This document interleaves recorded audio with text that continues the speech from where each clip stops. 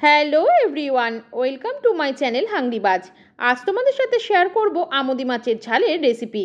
সারা বছর এই মাছ পাওয়া গেলেও শীতকালে কিন্তু এর স্বাদ একটু বেশিই থাকে। শীতকালে বিভিন্ন ধরনের মাছই কিন্তু খুব ভালো পাওয়া যায়, তাই আজ তোমাদের সাথে এই মাছের রান্না শেয়ার করতে চলেছি। ভিডিওটি স্কিপ না করে পুরোটি দেখো, আশা করি তোমাদের ভালো লাগবে।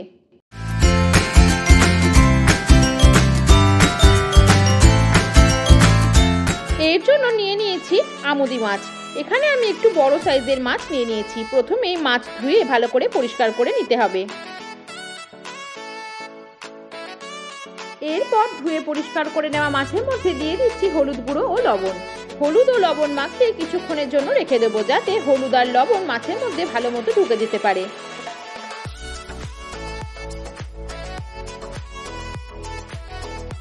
কড়াইতে সর্ষের তেল দিয়ে ভালো করে গরম করে নিচ্ছি।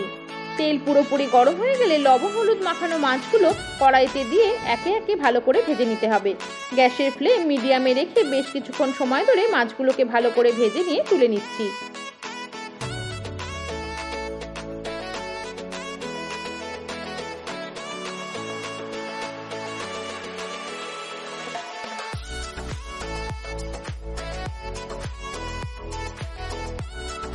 রান্নায় ব্যবহার করার জন্য নিয়ে নিয়েছি কালো সর্ষে ও কাঁচা লঙ্কা।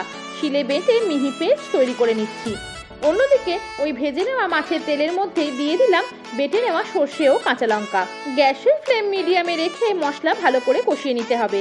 এরপর মশলা থেকে তেল ছেড়ে এলে তাতে দিয়ে দেবো 1 চা চামচ পরিমাণ হলুদ গুঁড়ো এবং পরিমাণ অনুযায়ী লবণ। এই রান্নায় কিন্তু অন্য কোনো আর মশলার প্রয়োজন নেই। হলুদ আর লবণ দেওয়ার পর আরও বেশ কিছুটা সময় নাড়াচাড়া করে নিতে হবে।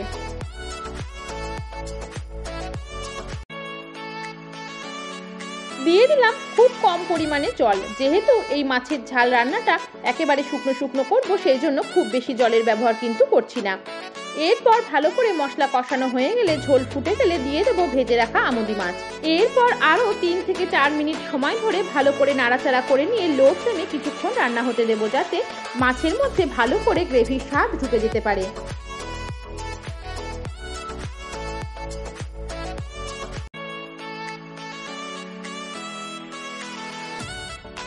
এইভাবে লো ফ্লেমে 3 থেকে 4 মিনিট ফুটিয়ে নিলেই তৈরি সুস্বাদু আমুদি মাছের ঝালের এই রেসিপি।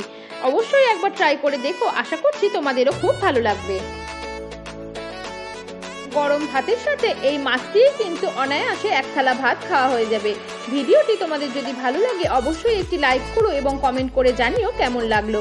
যারা যারা হাংরিবাজ চ্যানেলটি এখনো সাবস্ক্রাইব করোনি তারা অবশ্যই হাংরিবাজ চ্যানেলটি সাবস্ক্রাইব করে পাশে থাকা বেল আইকন অল প্রেস করে দিও, যাতে যে কোনো ভিডিওর নোটিফিকেশন সবার আগে তোমাদের কাছে পৌঁছে যায়। ভিডিওটি দেখার জন্য অনেক অনেক ধন্যবাদ।